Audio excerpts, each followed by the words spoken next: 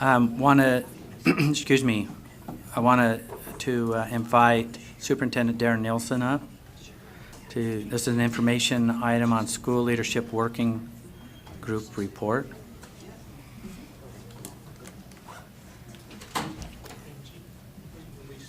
Oh, yes, sorry. Yes. And Darren, we'll get you started on this, but when Vice Chair Cummings comes back, I'll have her chair for a second. I've got to step out. Okay. Well, I heard you mention how comfortable it is to sit down here. I guess that's all a matter of perspective, because it's much more comfortable back there. I am, in the spirit that Board Member Belknap got us started with, of gratitude today. I do want to express my gratitude for this group of individuals that's been working on the school leadership issues. Also for the board in making this a priority. Last November, I think, is when this started. Along with that, I want to let the board know that our group has not completed their work. Similar, I guess, to how the school fees task force has been working. We're not prepared to bring formal recommendations to the board today. I am hopeful that in December I'll be back with some formal recommendations. So I don't know that I want to take a lot of your time today, especially because we're a little bit behind schedule. So I want to offer that up as we talk, to know that I'll be back either in December or January with some formal recommendations from the group. A little context, it was in November of 2017 that the board established this working group and created the membership for it. We began meeting in January, and we've had 5 meetings, and our next one is scheduled for the 20th of November. It's been a pleasure working with representatives of higher education, superintendents, HR directors, teachers, some other individuals in this group, and we think we're coming forward with some good recommendations. Some of the work that we have done is we've relied on the Wallace Foundation, which is a leading research group in the area of school leadership. They've identified these 6 levers for state leaders, especially state policymakers. These levers that allow state boards of education to really move and improve school leadership. Setting principal standards is one of those, and you updated the school leadership standards last spring for the state of Utah, so you can check that one off. Recruiting aspiring principals, overseeing principal preparation programs, licensing principals, supporting professional development, and evaluating principals are really identified across the country. Those are the 6 levers that state boards of education, legislative bodies have to try to make meaningful improvements. And so as we went through our work, we focused on that as well. So lever 1, setting principal standards, just a reminder that on May 3rd of 2018, that was accomplished by this board. Those were updated. Recruiting aspiring principals. The principal working group has been talking about that, and there are several ideas listed there in your packet. And again, we'll come back in a month or 2 with some formal recommendations on how to improve that process. Addressing principal preparation programs. You can see here there's some suggestions and ideas, and this has transformed over the process of working. And so what you're looking at today is probably not what the final recommendations are going to look like, but it gives you an idea of some of the discussions the group has been having over the times that we've met. Licensing principles. This has been talked about with licensing teachers. The teacher licensing rule I know has been before the board, and we anticipate to take on school leadership licensing in the near future. And in fact, one of the tasks of this group is to come back to the board with a recommended timeline. This is where we were at in August with our timeline, and we'll come back to the board again to seek guidance and for the staff of where to go with this area. Lever 5, supporting professional development. I just want to talk about this for a minute. You know, the State Board of Education provides a variety of professional development opportunities, and they're listed there on the left side.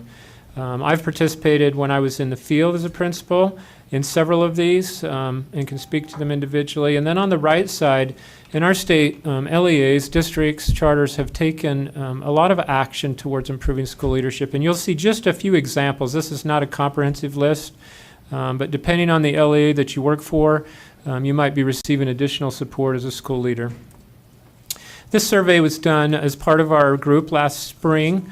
And the one thing that I want to point out here is the question about mentoring, where we asked, we had just over 300 school principals across the state respond to this survey, and the question had to do with which of these following activities are included in your induction program for beginning school principals. One of the things that concerned us the most was that you'll see mentoring there. There's still a significant number of new principals in the state of Utah who don't receive the benefit of having a good quality mentor program, and you'll see some specific recommendations come before the board to address that concern.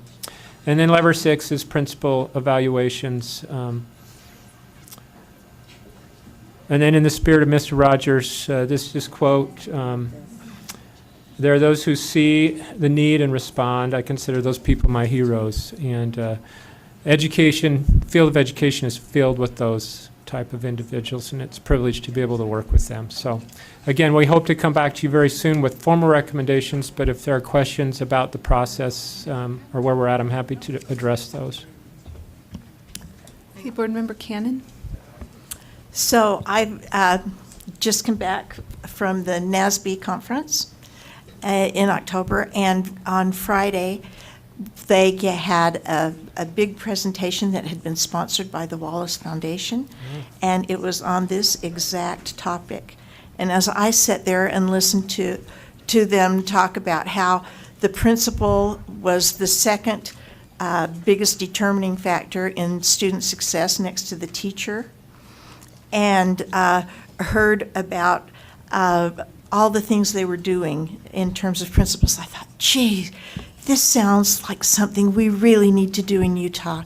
And I come here for this meeting, and here you are already on top of this, and you're presenting all of these things from the Wallace Foundation. And I just want to indicate that, to me, it tells me that Utah really is on a cutting edge of keeping up with the latest in what's being presented nationally in terms of learning what benefits students and benefits our schools. So I think this is wonderful. I salute you. I'm thrilled to hear it.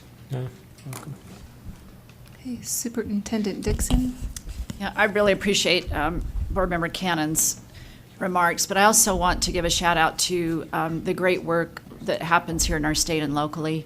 When I visited Box Elder District, I was really afraid they weren't going to let me in the door because we expertly acquired rock star Assistant Superintendent Darren Nelson. In every school we visited, we just heard about his impact in that district and how they missed him. And so I just want to vouch for the fact that one of the reasons we were so interested in expertly acquiring Darren was that he was an excellent principal in Box Elder District, and then went on at the district level to really lead some great work around supporting principals and the work of school leadership, and is really recognized as a state leader in that work. So we'll always reference some great quality resources out there, but Mr. Nelson really had his boots on the ground and is using this committee and their expertise to drive this. So just want to be clear that we use good resources, but this is really quality thinking that came out of the group and